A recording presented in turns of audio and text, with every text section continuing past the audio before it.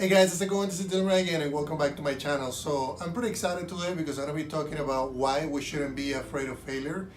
And the reason why I really want to talk about that topic is because when I started, I thought I was never gonna be failing. I thought that making a game in the beginning was gonna make me a success overnight, and all those things that we think about in the very beginning that we don't know didn't actually come true. So, after years of making games and then working on applications, I actually learned that failure is actually a good thing. So you might be thinking, why would it be a good thing if I fail to actually do well in the game idea that I had, why would it be a good thing? And the reason why it's a good thing for me, and it should be for you as well, is because failing allows you to basically align to the proper direction. And what does that mean?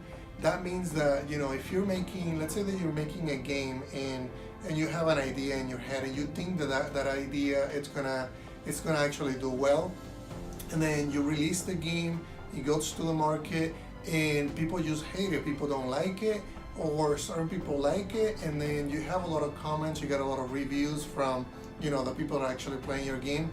Then you sit and think about some of the things that you did well, some of the things you didn't do well, and then you do a new version, and then you go and iterate through that version, you deliver the version, and then users are happier, you're starting to get better comments, and then you go through that process for a couple of months, and you think about it, you get some time, and then you start making another game.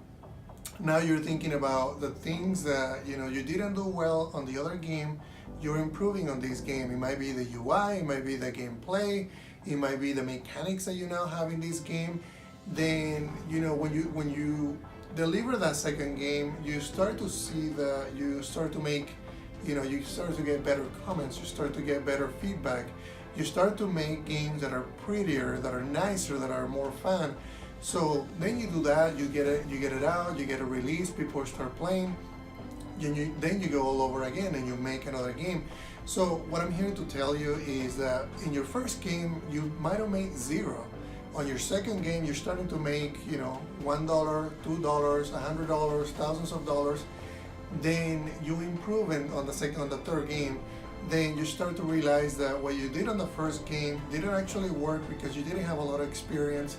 Then on the second game, you gain a little bit of experience, but you still are not at the point where you can make a game that is very very commercial, that is actually going to allow you to have a full-time business. Then with time you start to build a variety of games. You start to get familiar with the process. You start to get more comfortable with getting other people to help you out. You start to know, okay, how to break the story, how to break the task. You start to learn about what the gameplay is about, how to actually design a level. So there's a lot of things that go through that process that when we're starting, we don't know. And that happens to me in life, that happens to me with many things that I do. This is something that is not just valid for games, but it's actually valid for apps. It's valid for when you start a new company and you think you're gonna be selling a lot, and then you realize that you don't really have a good strategy. So that's what failure means to me. Failure is an opportunity to learn. It's an opportunity to get better. It's an opportunity to grow.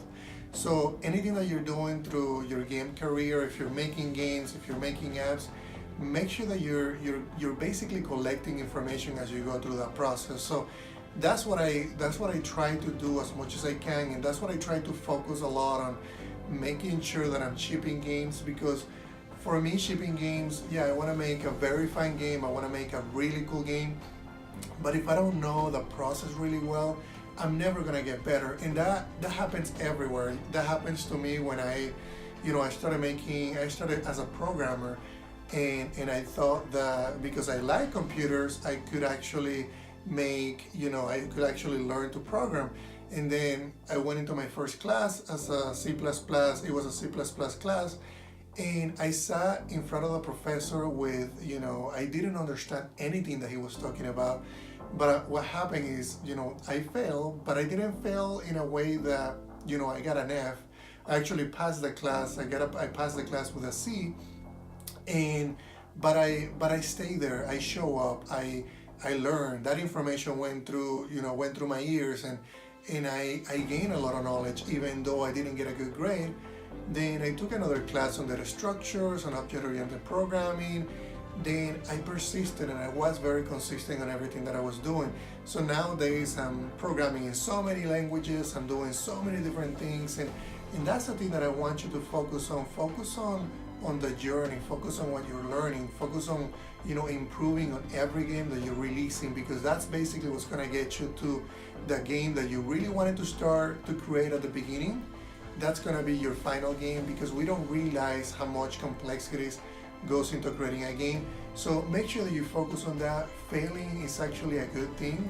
Just make sure that as you fail and as you learn about the process, you're improving in that process. So that's really what I wanted to cover in this video, guys.